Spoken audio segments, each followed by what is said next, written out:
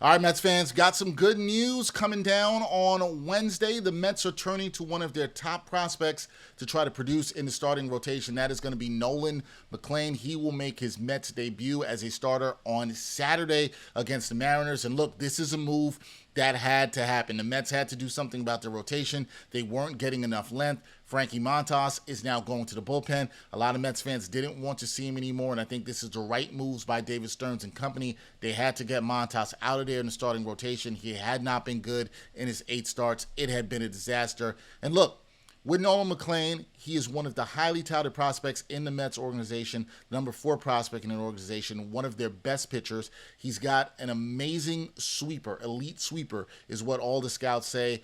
Fastball in the mid-90s, has an arsenal of pitches. And look, this Mets rotation needs some life, some youth injected into it. And I'm not saying that all this pressure should be on Nolan McLean, but the hope is for Mets fans, and it is nice to have some hope after you saw the team lose 7 games in a row and end their losing streak on Tuesday night. But the hope is that, not that he can be a savior for the rest of the season, but just to inject some life, give you some length, possibly give you 6 innings. That's all we're asking for. Can you get 6 innings out of Nolan McLean? That's something Mets starters haven't been able to do. So look, I think it was the right move.